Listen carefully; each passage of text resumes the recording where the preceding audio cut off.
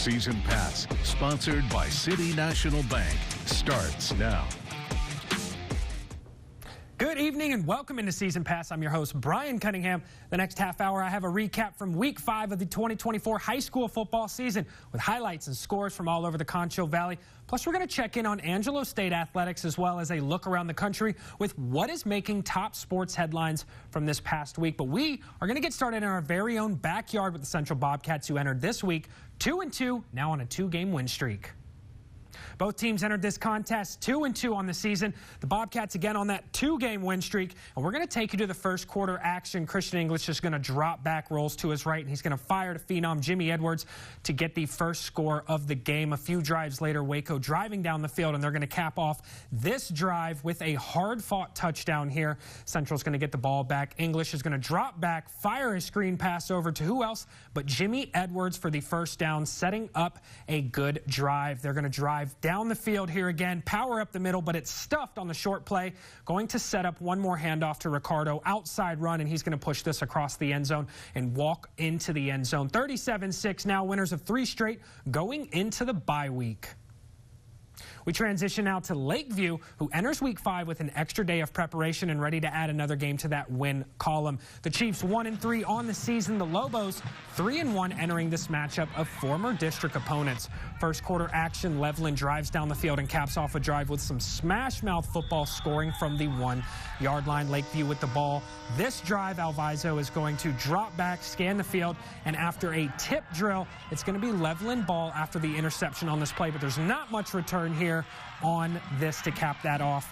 The Chiefs a few drives later in enemy territory. There's going to be a deep corner throw to hit his man in the back of the end zone. 4-6 shotgun snap for Levelin on this play. Fake handoff and a tipped interception for Lakeview. Return to about the 10-yard line. Lakeview with the ball again. A high snap is going to lead to a play breakdown and a sack on the play. And unfortunately, Lakeview is going to fall to Levelin, now 1-4 on the season. Grape Creek traveled to Tahoka Friday night to face the Bulldogs in these teams' first ever matchup, a 3A D2, 2A D2 matchup with Grape Creek 1-3. The Bulldogs 3-1 entering this game. Grape Creek looking to end the Bulldogs' 2-game win streak, and the Eagles would pull it off 35-14. The 9-ranked Wallhawks are finally back on the road after a stretch of 3 home games, taking on the Mustangs over in Sweetwater. Wall is going to enter this game having won the previous 2 matchups by 40-plus points, now 3-1 on the season. Caden Ortiz rolls out, hits Rodriguez as he goes for 6. Mustangs lead this 7-6. Sweetwater scoring fast on special teams, not giving our Photog a chance. Jade Rodriguez takes the block punt, goes for 6, up 15-6 after the 2-point conversion. Again this time, Colton Martinez, another 6th, they're up to 21-6 after the missed conversion. And a little bit left in the second half. Landon York takes the snap, makes the read, and hits Reed Robertson to put up some more points on the board. For Wall, they trailed 21-12 at half, but would pull out the victory, 42-21 in the second half. Brady stayed home Friday night and welcomed the Ingram Moore Warriors. The Warriors entered this matchup still looking for win number 1. The Dogs looking to prevent that on home turf. This matchup is between 2 former district opponents. Brady holds this overall record lead at 8-1, and it would be a Bulldogs victory 42-28. Coming up next on Season Pass, we continue our coverage of high school football across the Concho Valley. Class 2A is up next when we return with 2 Concho Valley teams facing off against one another. Don't go anywhere. This is Season Pass.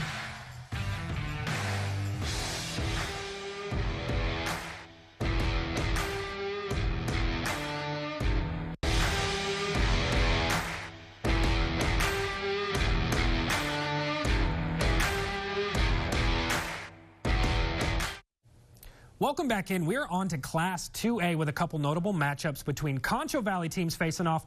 Mason traveled to Cristobal last Friday night. The Punchers are going to enter this game 2-2. The Cougars 1-3, coming off win number 1 the previous week. Mason came in 5-0 all-time in the series. This one began close. Mason and Cristobal exchanging touchdowns 14-13 early, but Mason began rolling with the touchdown here, putting the Punchers up 21-13. Still second quarter, Mason with the ball again, punching it into the end zone 28-13. 14 at halftime. The Cougars are going to try to get some points before half. A little momentum here on a beautiful diving catch, but they would be empty in the red zone. After that, it was all Mason in the second half. Christoval came up a little short on Friday with a little momentum after last week's shutout win, but Mason silenced that on the road tonight. Final score, Mason over the Cougars, 54-13. And to one of our more anticipated matchups this week, another pair of Concho Valley teams faced off on Friday. The undefeated Miles Bulldogs traveled to Lion Stadium to take on the 3-1 Ozona Lions. This matchup last season saw the Dogs winning 70-68 in a high-scoring affair. Miles is going to fall to this one, though, 34-28 for their first loss of the season. Both teams now 4-1. Badger Stadium over in McCamey saw the Sonora Broncos come to town. This matchup of former district opponents has happened since 1975. Both teams entered this week 2-2 on the season. The Broncos entering week 5, winning their previous 2 games. Sonora Broncos would lead 28-14 at half, and the Broncos would win this one 40-14 on the road. El Dorado entered week 5 looking to right the ship after winning week 1. The Eagles have been chasing win number 2 since then. Friday night they played host to the Harper Longhorns. The Eagles entered this game 1-3. The Longhorns 3-1 in a matchup that has seen Harper win all 6 faceoffs. El Dorado hosting Harper the first meeting since 2017. They came in 6-0 all-time starting in the first quarter. Marching down the field, they get the first blood there. Moving on, Harper trying to respond. Here's a nice outside run by Justin Wilk into Eagles territory. Couple plays later, Longhorns going forward on 4th. Wilk is denied.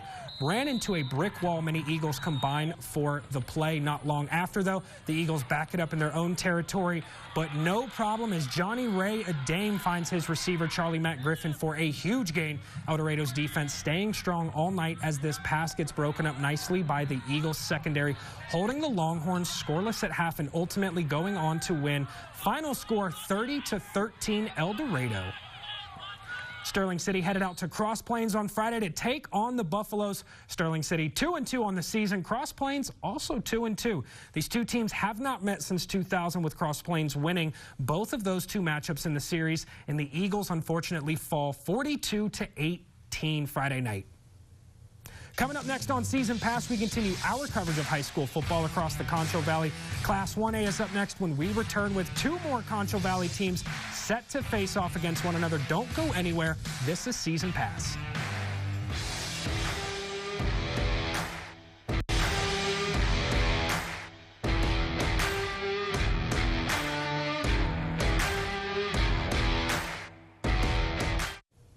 Welcome back in. We are almost halfway done, but we still have Class 1A to cover. Let's get right back into it.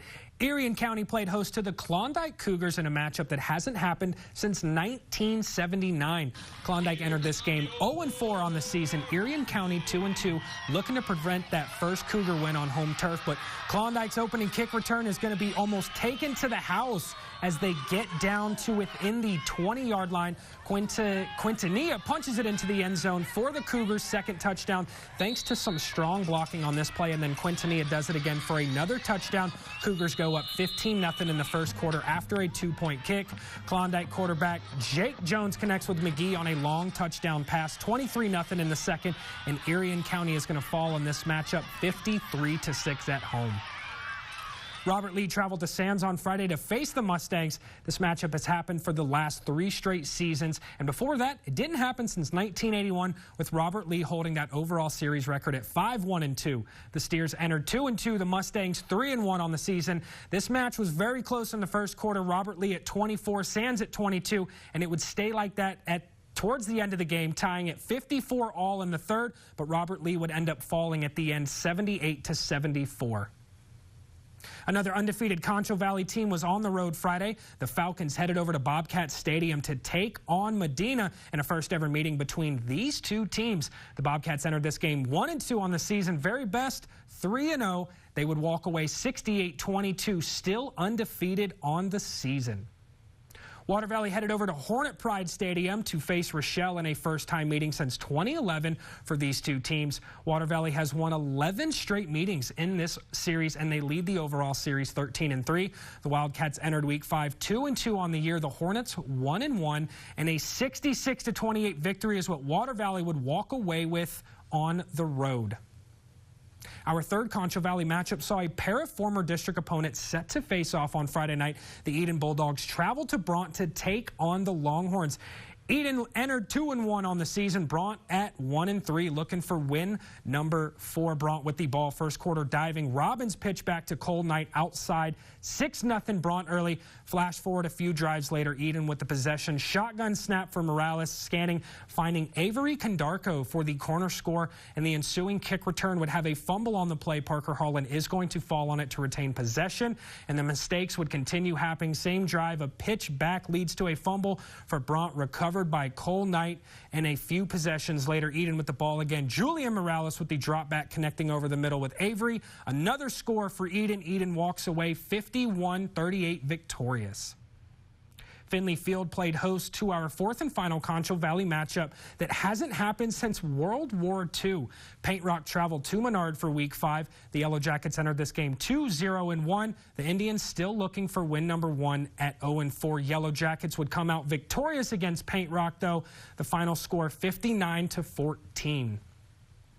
The Battle of the Hornets on Friday night saw our very own Blackwell traveling to Highland for a 15th straight year for this matchup. With 68 total matchups already between these two teams, Highland entered this game 1-3, with Blackwell still looking for that first win of the season at 0-4. But Highland would claim the victory over Blackwell, still looking for win number 1. Final score 66-44. Coming up next on Season Pass, Angelo State Athletics is up. I'll have the latest scores and highlights when we return.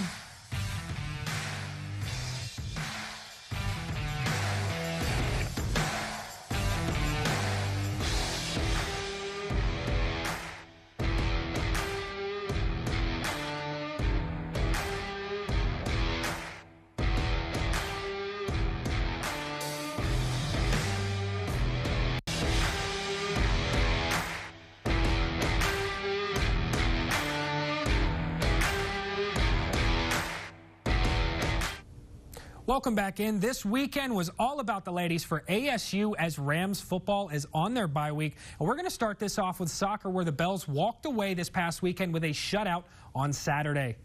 Starting in the first half, 16th minute, ASU does just that. The Bells waste no time as Christina Clark drills this in the back of the net. 1-0 Bells, assisted by Abby James. Still in the first half, ASU is going to add to this lead. Clark rolls in her second goal of the game. This one coming in the 39th minute, assisted by Madison Maxey. Goalkeeper Amber Lockwood shined once again this season, recording 2 saves and her 5th shutout in just 6 games so far on the year. And all the damage was done in the first half. The Bells held the Pioneers to only 2 shots on goal, holding on for the 2-0 win. ASU returns to the field Wednesday, taking on St. Edwards at home. We're going to transition now to the court to continue this ladies' weekend for ASU. The 14-ranked Bells had 2 more road games. The first, another shutout road win against Midwestern State on Friday. The Bells went into this game on a 9-game win streak and ready to start up conference play. The shutout was an all-around team effort win, as the Bells had 52 total assists, tied for their 3rd most assists in a 3-set match in program history.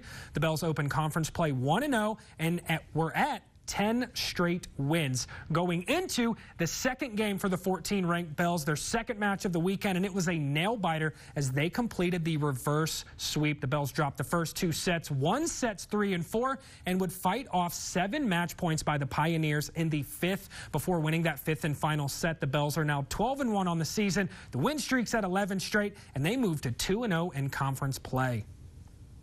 We're now going to transition to the NFL and everyone's favorite Mickey Spagnola, who's going to recap Thursday's Cowboys win that unfortunately came at a cost. Mickey? The Dallas Cowboys' 2015 victory over the New York Football Giants on Thursday night might prove to be a pivotal win for them this season, but it might have come at a high price. Defensive ends Micah Parsons and DeMarcus Lawrence did not finish the game, leaving with injuries, and upon further review, those injuries seem to be more serious than initially expected. Cowboys head coach Mike McCarthy thinks he's going to be without both players for a while. Well, both Micah and DeMarcus are getting second opinions, but yes, it's I think are definitely Injuries that, are specific to each guy. D. Laws is worse than Micah's. So I don't have a specific timeline, but, we'll get into that probably a little deeper Monday. But I do know there will be second opinions involved in both of these guys. They are worse than we anticipated. Oh, yeah, I definitely think they'll be back. I just don't have the timeline. We're still working through the evaluation process. Well, this will be tough on the Cowboys to lose both of their starting defensive ends for several weeks. For the Silver Star Nation, Mickey Spagnola here at the Star. Brett Favre shocked the sports world with his medical announcement this past week. Omar Villafranca has the story. I very much appreciate the opportunity to testify here today. A stunning announcement today from Hall of Fame quarterback Brett Favre. I've recently been diagnosed with Parkinson's. This is also a cause dear to my heart. Favre was testifying on Capitol Hill about a Mississippi welfare scandal where he is accused of improperly using his connections to secure millions of dollars for his alma mater and himself for speaking engagements he never performed. Favre has repaid more than $1 million to the state and has denied all wrongdoing. Even though I knew and I know I had done nothing wrong, I returned the funds, no questions asked. Favre in the end zone. Touchdown! Favre's flashy style of play led to countless highlights and crushing hits. Favre hit as he throws. He has not been diagnosed with CTE, but it's not clear if Favre's Parkinson's diagnosis is directly related to his numerous concussions. Dr. Tor Steen, a neuropathologist at Boston University, says recent studies show there could be a connection. A recent study that we published, we found that in former players with CTE, 25% of them had symptoms of Parkinson's disease. So it is unfortunately a fairly common symptoms that can occur. A recent medical study showed that having just one concussion can increase the likelihood of being diagnosed with Parkinson's disease later in life by 57%. But doctors say early diagnosis can slow the disease. Omar Villafranca, CBS News, Keller, Texas. When we return, more and more public events are using a clear bag policy. We have that story when we come back with Season Pass.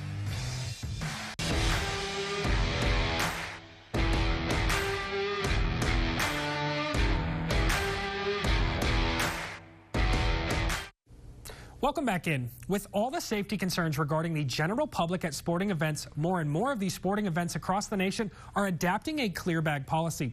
Tracy Sears has that story.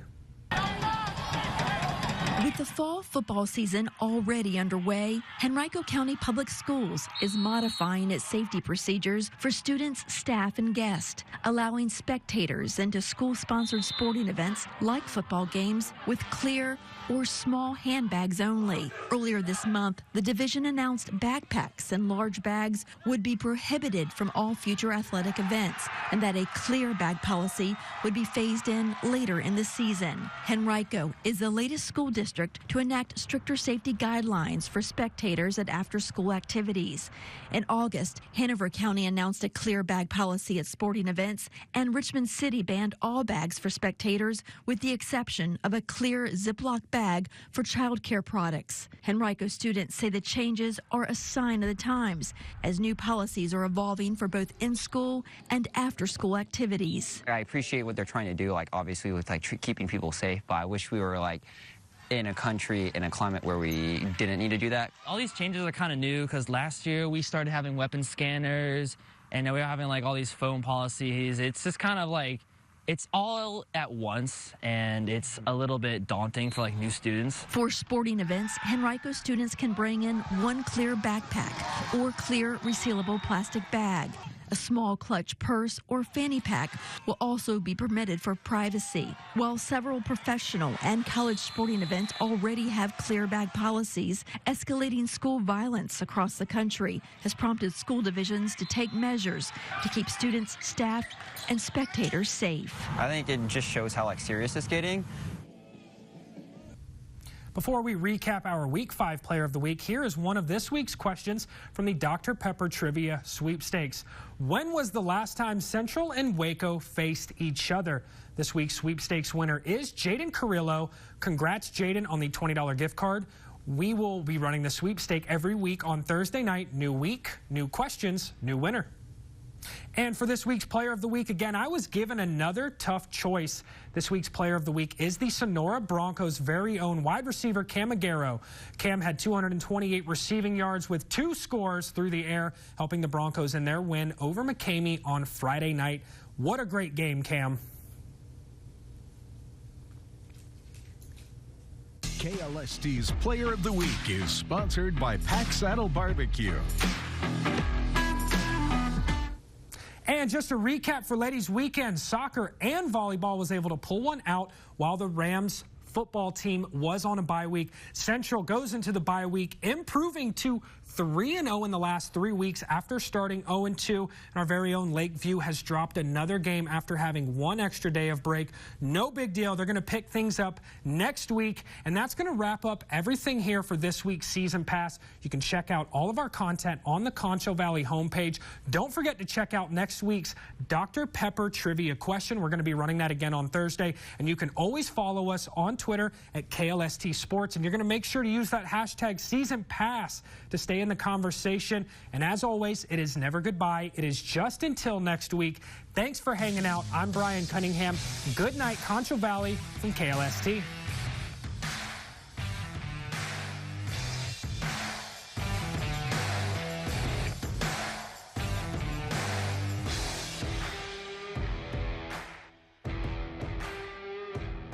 Thank you for watching Season Pass, sponsored by City National Bank.